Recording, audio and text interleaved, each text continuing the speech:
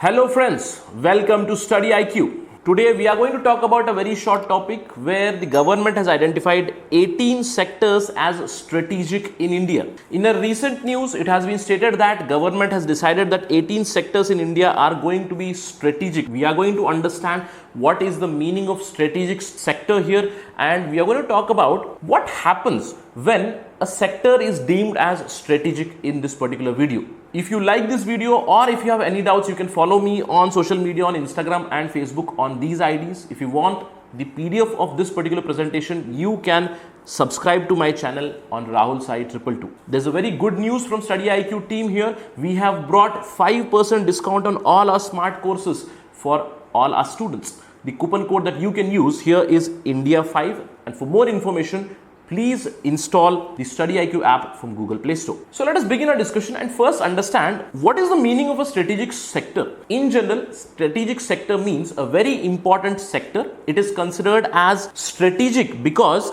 it is going to have a large innovative spillover over the other sectors in the economy. For example, the banking sector in India is considered as strategic because when you talk about the banking sector, what will they do? They will give you money, they will keep your savings, they will invest in the economy.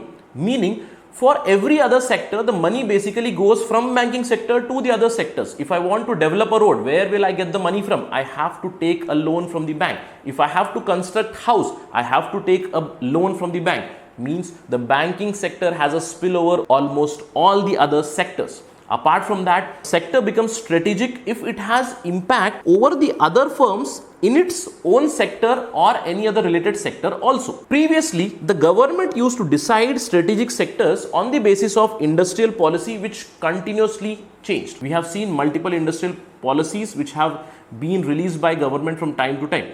Let me just give you an example of how exactly government defined strategic before. Government simply classified the central public sector enterprises, meaning where there is a greater stake of government in the enterprises. It is called public sector enterprise.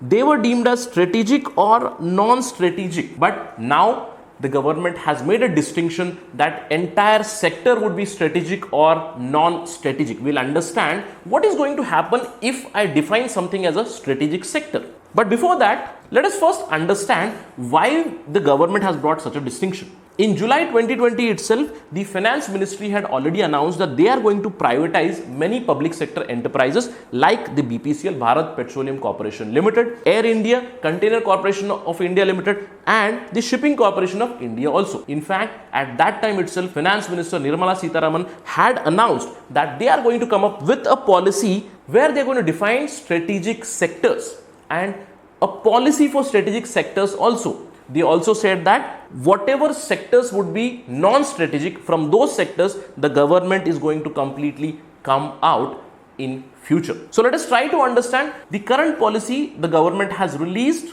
or the government has announced basically which are the sectors that are strategic. Recently, the Department of Investment and Public Asset Management, that is DIPAM, which functions under the Finance Ministry, has proposed that there would be 18 strategic sectors under 3 different heads. The 3 different heads are mining and exploration, manufacturing, processing and generation, and the services sector, which is a very, very important sector where almost 60% or more than 60% of the contribution to the GDP comes from the services sector. So let's look at the detailed division of different sectors under these heads. Under mining and exploration, we have the coal industries, we have crude oil and gas, we have metal and minerals. Under manufacturing, processing, generation, we have defense equipment, we have steel industries, we have petroleum. Remember, there's a difference between crude and petroleum. Crude is unprocessed oil. The companies that deal with unprocessed oil, those come under crude oil and gas. Petroleum are the refineries which refine crude oil eventually and produce diesel, petrol and other residue material. Apart from that, the fertilizer industry comes under strategic. The power generation, atomic energy and space building have been deemed as strategic sectors. Apart from that, under the services sector, we have many other sectors or industries